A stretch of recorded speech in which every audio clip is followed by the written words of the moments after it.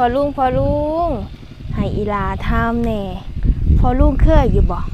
เคยเอาอยู่ข้างกกไม้นี่นะเคยเอาอยู่บ่อีลาอยากลองเด้เนาะว่ามันสิเป็นจังใดเฮ็ดแบบว่าตากแอร์ธรรมศาสตร์หั่นนะคือสิคักเนาะอยากมาลองน้ำอีลาอยู่บ่มื้อนี้อีลามาเฝ้าตะกร้าแถวบ้านอีลาก็ฝนเริ่มตกแล้วเด้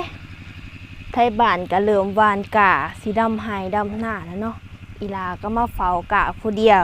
ย่านเป็ดย่านไก่มาลงกินเขาวพอลุงอยากมานอนหน้าเฝ้ากะน้ำอีลาอยู่บ่มื้อแรกนะอีลานอนหน้าผู้เดียวเด้มาเด้อมานอนหน้าเฝ้ากะน้ำอีลาเด้อมาเด้อพอลุงมากินตำมะม่วงน้ำหนองโบเด้อมื้อนี้น้องโบได้มะม่วงมา2 หน่วยสิมาตำมะม่วงมันอีลาสิตำมะม่วงสู่กินแซ่บๆโลดถ้าว่าผู้ใดได้อีลาไปเป็นเมียอีลานี่เฮ็ดกินเก่งเด้เฮ็ดกินก็แซ่บบ่ต้องห่วงเลยเดี๋ยวอีหลาสิเฮ็ดให้กินคุมื้อโลด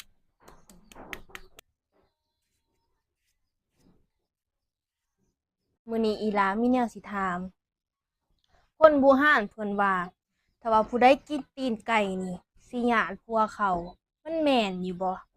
มีผู้ใดฮู้แหน่มาบอกอีหลาแหน่ดูเพิ่นว่าถ้าว่ากินแล้วสิไปญาติผัวเขาจะไปเคี่ยวผัวเขานั่นทุกคนเลยแต่ว่าน้องโบก็เป็นคนหนึ่งที่ว่ามักกินตีนไก่เนาะแต่ว่าอีลานี่บ่มักเด้ไปญาติผัวเขานะมีแต่ว่าอีลานะมักผู้บ่าวพอห่าง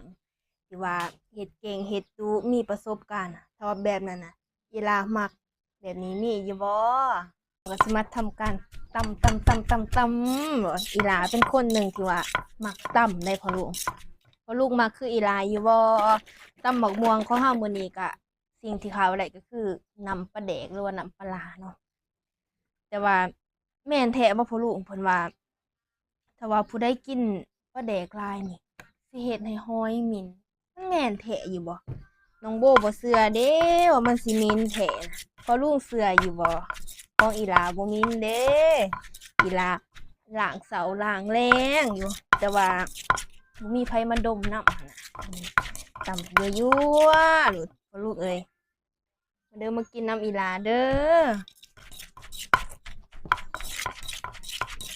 พอลุง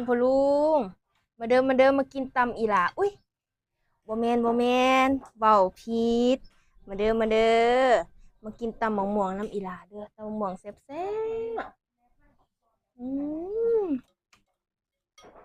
สุดยอดเลยพอลุงเอ้ยพอลุงว่าเป็นจังได๋ตำมะม่วงอีหลาเป็นตาแซ่บอยู่บ่